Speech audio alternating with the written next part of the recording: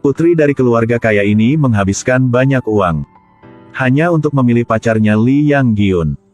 Satu setelan mahal untuk diperkenalkan kepada orang tuanya. Lalu meninggalkan tanda ciuman di catatan itu. Tapi baju jasnya baru sampai di rumah pacar. Langsung dibawa pergi oleh adik si pacarnya. Ibu melihat Yang Gyun bekerja keras untuk memperbaiki pipa air. Ingatkannya ini akan terlambat. Tapi dia tidak peduli untuk membersihkan sampah di pipa. Ketika dia sampai di rumah, Eng Chae tidak berhenti mengirim pesan untuk mendesaknya. Yang Gyun buru-buru memakai pakaian normal. Lalu pergi dan bertemu dengan orang tua calon istrinya. Eng Chae menatap Yang Gyun yang bergegas mendekat dan sangat kecewa. Karena Yang Gyun tidak memakai pakaian yang dia pilih dengan hati-hati. Juga hadir dengan tampilan yang tidak sopan. Tidak hanya begitu, tubuhnya bau dari selokan. Membuat bibi Eng Chae sangat tidak nyaman. Nyonya Jung-in adalah seorang pengusaha wanita yang luar biasa. Setelah menerima wawancara dari program TV, dia kemudian menceritakan tentang kesulitan yang dia dan suaminya harus lalui. Bibi sebelahnya memandangnya dengan jijik. Tapi 1 detik kemudian, dia langsung diajar oleh Nyonya Jung-in. Ketika melihat seseorang masuk, Nyonya Jung-in pura-pura peduli. Tapi wanita yang kuat dan jahat sepertinya. Melihat Yang Gyun dengan tubuh agak kotor dan tubuh berbau. Tidak menunjukkan kebenciannya. Tapi Eng Chae merasa sangat malu. Yang Gyun kenapa dia tidak memakai pakaian yang dipilihnya. Tapi hadir dengan pakaian murah seperti itu. Apakah kamu pikir aku datang ke sini dengan mudah? Kamu tidak ingin bertemu keluargaku kan? Aku lebih suka kamu tidak hadir dengan penampilan ini. Mengapa kamu datang dengan tampilan seperti itu? Kamu tidak mengertiku sama sekali. Bagaimana kamu bisa hadir dengan gaya ini? Eng Chae sedih tapi menangis sendirian. Tapi sekarang Yang Gyun dikabari adiknya. Eng Chae meninggalkan pesan untuknya. Kesalahpahaman sekarang teratasi. Hari berikutnya mereka lagi semanis sebelumnya. Eng Chae mengundang Yang Gyun ke pesta ulang tahun pernikahan ke-30 orang tuanya. Yang Gyun tidak mengecewakannya kali ini. Tapi sikap Nyonya Jung-in berubah. Yang Gyun secara pribadi menyiapkan hadiah. Jung-in mengabaikannya dan membuangnya di sebelah tempat sampah. Bahkan menyembunyikan Eng Chae untuk memanggil 3 mantan pacarnya untuk hadir. Nyonya ini pikir tidak ada yang layak untuk Eng Chae. Mau Yang Igun mengetahui kesulitan lalu mundur. Kemudian menekankan bahwa kondisi keluarga Yang Gyun tidak cocok sama Eng Chae. Tindakan Nyonya Jung-in membuat Yang Gyun sangat memalukan.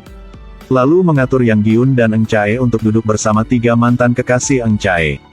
Yang Gyun merasa harga dirinya diinjak-injak tanpa ampun. Tidak berlama-lama di pesta lagi.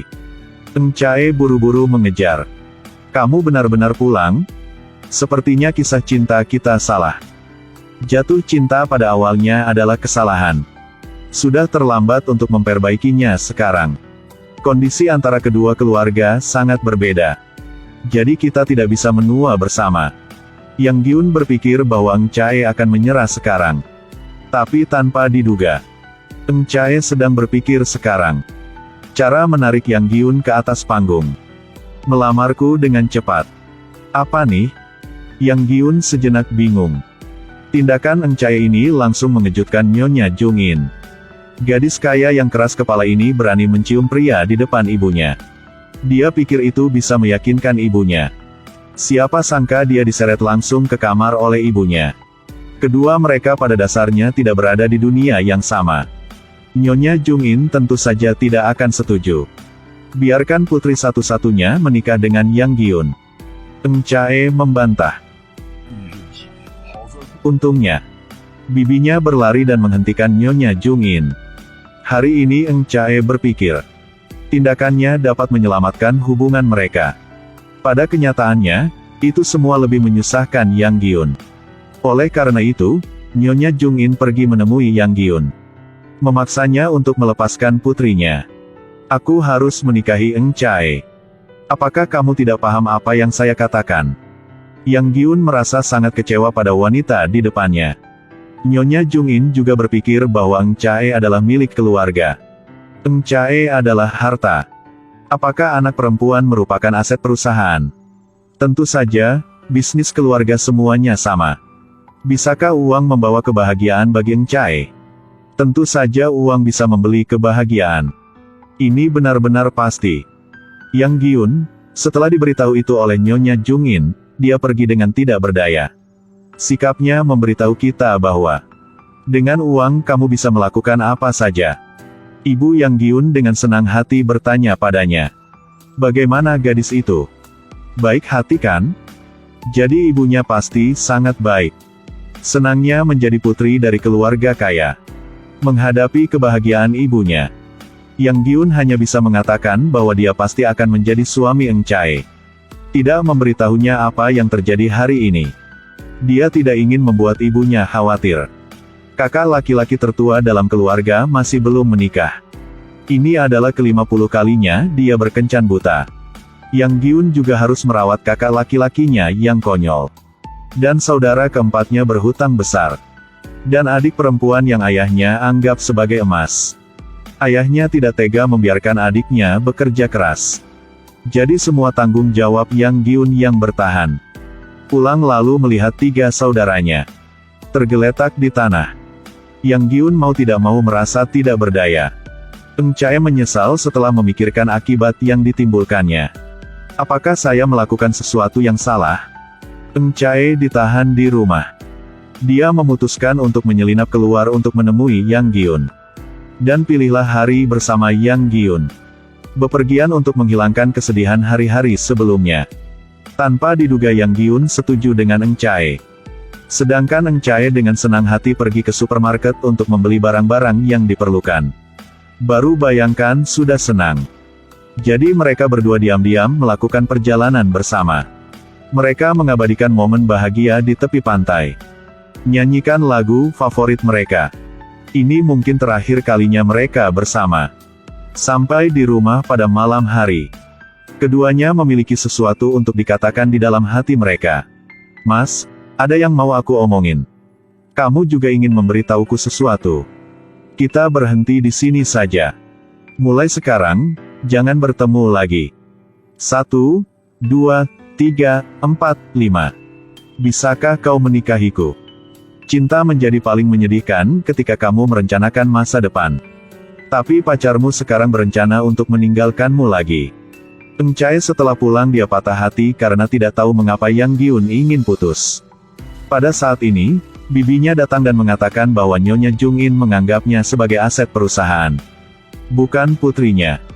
Gadis dari keluarga kaya diputus oleh pacarnya kemarin. Hari berikutnya dia tetap senang dengan gurunya. Baru saja dilihat oleh pacarnya. Pulang bersama orang tuanya minum anggur untuk merayakannya. Orang tuanya dengan gembira menari bersama. Tapi si sekretaris di sebelah mereka menatap mereka dengan mata marah. Karena presiden pernah berjanji padanya. Selama Eng Chae menikah, dia akan menceraikan Nyonya Jungin. Bersama dengan Eng Chae selamanya. Sekarang Nyonya Jungin melakukan segalanya untuk membuat Yang Giun meninggalkan putrinya. Tidak hanya begitu. Dia sombong di depan semua orang. Si sekretaris tidak hanya diperintahkan olehnya di tempat kerja. Bahkan selesai kerja. Juga harus muncul tepat waktu setelah keluarganya makan. Datang untuk pijat dia. Lambat laun perasaan antara sekretaris dan presiden mulai berkembang. Ketika sekretaris membawa kopi untuk presiden. Presiden mengambil tangannya. Nyonya Jungin saat ini membuka pintu dan masuk, dia hampir melihat semuanya. Seseorang yang maruk bagi uang dan ketenaran seperti Nyonya Jungin. Hanya tertarik untuk mendirikan perusahaan hiburan. Dan membeli perumahan besar. Untuk mencapai segalanya. Tapi membobol rumah orang lain. Lalu disiram oleh kepala desa dengan seember air dingin. Si bodoh. Di matamu hanya uang. Keesokan harinya Ibu Jungin menggunakan uangnya untuk menyuap kepala desa. Sehingga kepala desa tidak menimbulkan masalah untuk dirinya sendiri. Kepala desa segera mengubah wajahnya. Meskipun Nyonya Jungin sudah menyuapnya. Tapi masih ada beberapa masalah yang harus diselesaikan. Wanita licik ini mengatur. Menyuruh preman untuk mengancam dan memukuli orang. Lalu dia muncul berpura-pura membantu mereka. Setelah masa-masa seperti itu, dia berhasil memenangkan hati orang-orang dan menandatangani kontrak. Tapi setelah mereka menandatangani kontrak, wanita ini segera berubah. Tidak peduli apa yang kalian lakukan, itu tidak ada hubungannya denganku. Presiden memang sangat marah. Setelah pulang, seseorang yang tidak berani meninggikan suaranya sepertinya. Hari ini, dia marah dan menegur si wanita ini. Detik berikutnya, dia tidur dengan sekretaris istrinya. Bahkan jika Nyonya Jung-in menelepon, dia langsung mengabaikannya. Bahkan orang di luar jauh lebih baik daripada istrinya. Tapi seluruh properti ada di tangan Nyonya Jung-in. Presiden pulang ke rumah dan dengan tenang berpura-pura tinggal di perusahaan untuk minum alkohol. Tapi semua pikir dia punya pacar di luar. Ini mengejutkan Bibi. Si Bibi ini segera menemukan bahwa ada sesuatu yang salah dengan presiden. Lalu si Bibi pergi ke rumah sekretaris. Si Bibi sendiri menyelidiki. Seperti yang diharapkan, dia mengetahui bahwa presiden menelepon dan berkata. Dia datang ke pintu depan. Istriku, aku akan datang, aku menunggumu loh. Si Bibi tidak berharap kakaknya memiliki kekasih lain. Apa yang harus dilakukan? Tapi pikirkan saudara. Melahirkan seorang putra untuk keluarganya. Jadi si Bibi memutuskan untuk dengan presiden menipu Nyonya Jung-in. Semua bukti ilegal si Jung-in. Semua dikumpulkan oleh sekretaris. Menggunakannya untuk menjatuhkan si Jung-in. Jadi sekretaris mulai mendesak Eng Chae dan Yang Gyun untuk segera menikah. Untuk dapat membagi properti dengan Nyonya Jung-in. Dengan begitu, presiden dan dia bercerai. Ibumu tidak bisa menjagamu seumur hidupmu, kamulah pemilik rumah ini. Pergi dan temukan kebahagiaanmu. Sekretaris tidak hanya merayu Eng Chae, tetapi juga memberitahu Yang Gyun. Jangan kamu menyerah Eng Chae. Aku tahu bagaimana Eng Chae menyukaimu. Aku akan membantu kalian berdua diam-diam. Kamu harus mengumpulkan keberanianmu untuk menikah dengannya. Eng Chae dan Yang Gyun akhirnya bertemu setelah putus. Aku membencimu karena meninggalkanku.